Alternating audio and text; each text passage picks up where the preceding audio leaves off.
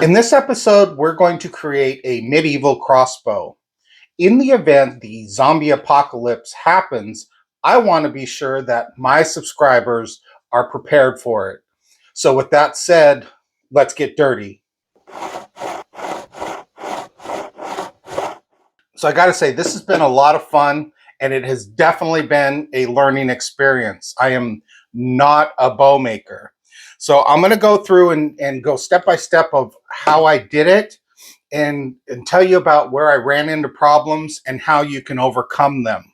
So the first thing I did is I took a piece of maple and I cut it at 2 inches and about 2.5 roughly. And that was my stock, okay? So this is going to be the base of the crossbow itself. So next I ripped me a piece of maple and I wanted to make sure the grains go this way. So when you rip it, just make sure that you've got your grains going that way. And then I put just a kind of a mock string on it. Not real good with the knot tying process. And you're probably telling yourself, dude, you're in the Navy. You should know how to tie knots. Well, that wasn't really my job when I was in the Navy. But I did come up with something here, and it is pretty pliable.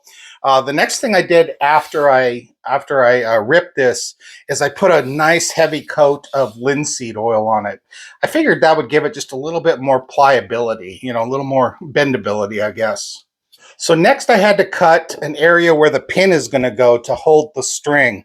So I got a 7/8 inch Forstner bit, and I drilled that hole all the way through the stock itself.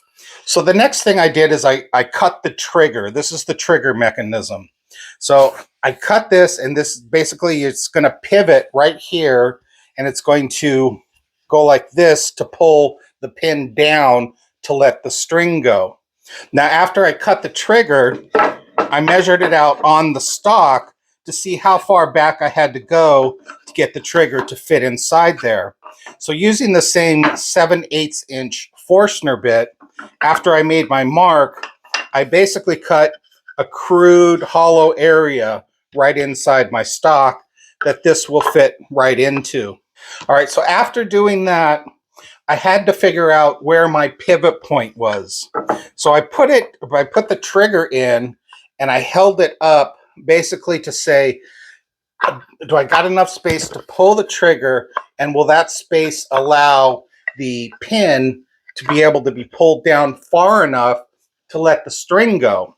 So once I found that pivot point, I was able to drill a hole all the way through and just use a wooden dowel pin to hold it into place. Now I've got the perfect pivot point that will pull the pin down all the way to let the string go and still give room for my trigger. Next, I wanted my trigger to snap back into place after I pulled it and let it go. I was able to find a spring in one of my hundreds of boxes of junk around here.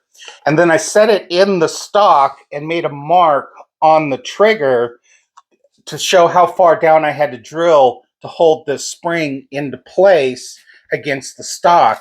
So when I squeeze it, the spring will push down, and then when I let go, it'll snap it back into place.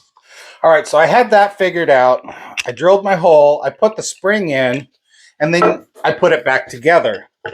All right, so now that I have it back together, I can pull the trigger and it springs back into place. Now with the area that I have where I'm going to put the pin in, I made that bigger than the hole, so the hole actually stops it so it doesn't come all the way up. So it'll just snap itself back into place right here. And then I can put my pin into place. Now when I made the hole for the pin, I made it just slightly smaller than the pin diameter itself. And that way there's some resistance when I hammer it in that'll hold that pin into place. Because when I pull the bow back and I put the string on there, that's some tension. And I don't want this pin just to pull itself out and just launch that arrow all willy-nilly. So I'm going to hammer this into place and then we'll move on. So I got my pin into place, and you can see that when I pull the trigger, it does go all the way down, so it will let go of that string. Okay, so now that I'm done with the trigger mechanism, I can go ahead and set that aside because now I want to route a groove to where the arrow will go into onto the stock. So how I did that is I just kind of made this crude jig here. Now this jig basically will center up my router to the center of the stock. And then once I have that jig in place, clamp it down, I was able to use the 1/2-inch cove bit on my router, and I just went right on down using the jig, which cut the groove into the top exactly where I needed it. Now, when I measured it up, I wanted it to be about halfway up on the arrow itself. So that's what I used as my guide to make this type of measurement. So now I'm done with the stock and it's time to attach the bow. Now my first thought was I'm going to cut a groove to where the bow will sit flush with the top of the stock.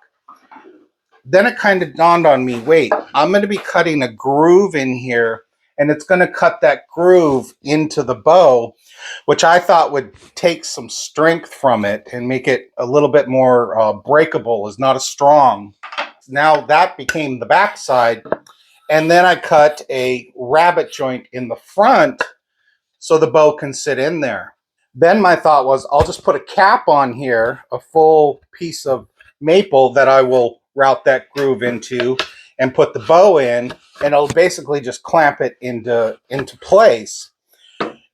It wasn't a good idea. What happened was every time I pulled it back, the bow would snap right here at one of the edges, and it happened every time. So I thought, well, okay, so it's putting too much pressure having this part straight like this when it pulls itself down, and that's why it's snapping there. So I got out some chisels and I was able to round this area up top here, which will allow the bow to bend with that area. Needless to say, that didn't work out either. I put the top back on, and this time I didn't put it all the way down to where it clamped it into place, but it still gave it a little space in between, and the same exact thing happened. I pulled it back, and it snapped right at this edge. So I had to go back to the drawing board, and that's when I came up with this. I think this was going to work, so I don't know yet. So what I did is I drilled some holes for this parachute cord, and I put it in there, and then I secured it with some dowel. And what I'm going to do is I'm going to cross it over and put it into this side here. So basically, I'm just going to make on the top an X with this parachute cord. Now, when I do the parachute cord, I want to make sure I give myself a little bit of excess. So when I push it down into the hole, it'll strap itself onto the bow. Because if I cut it just perfect, I don't have enough to push down into that hole and it won't hold. So I'm going to cut a little excess and go from there. All right, so I got one side in. Now I'm just going to go ahead and do the other side. All right, so I have the string in place and it's holding the bow fairly nicely. I'd like to tighten up these strings a little bit later on, but yeah, it's holding it in place. So the next question would be, is the bow going to snap when I pull it to the pin?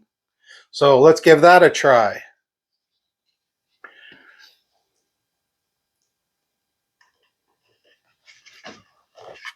And look at that. The bow did not snap. So that must be the cure right there. Letting it move basically a little bit freely. All right. So I cut some 1/2-inch dowel for the bolt, and I kind of sharpened it on the sander. I didn't sharpen it all the way. I just don't feel confident in myself just yet. And where I was stuck was, how am I going to make some flights for these so they don't, when you shoot them, they don't just fly off into Never Never Land. And I kind of came up with this idea. I don't know if it'll work, but I just took some duct tape and I put a piece on each side and I just kind of slowly pushed it together across. And then I just took some scissors and basically kind of cut some flights. Now you want to make sure that you put it just a little bit behind the back of the arrow, so it's not right up against the string. But I think that will work. I guess we just got to test it and find out. All right, so I got the string back, I got it loaded, and I'm going to shoot this box right here. So I'm going to go back here and shoot the box and see how it works.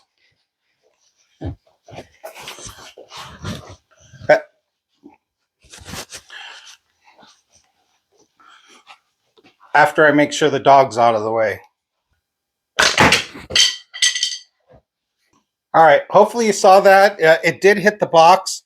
I'm going to go ahead and sharpen it up and see if I can get it to stick in the box. Hold on. Okay, so I put the point on it. I'm going to try it again. Again, I'm going to be shooting that box. So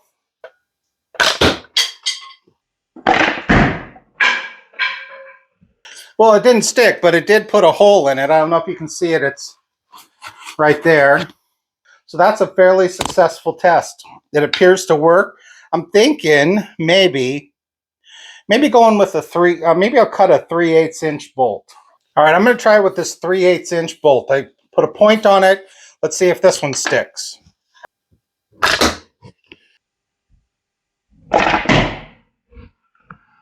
Okay, well, there it is. So yeah, this one might have just been ½ inch, might have just been a little too heavy for this. So the 3/8 seems to work pretty nicely. Of course, now I'm starting to think, what if I made them a little bit shorter? I'll work on that later. Anyway, I hope you enjoyed this video. If you did, please like, subscribe. Hit the bell icon to be notified of new episodes as they become available. If you have any questions, feel free to post them in the comments section, and I will get to them as soon as possible. Also, if you have anything you'd like to see me build, or you're having some problems with something, let me know. So until next time, with a crossbow, please keep it safe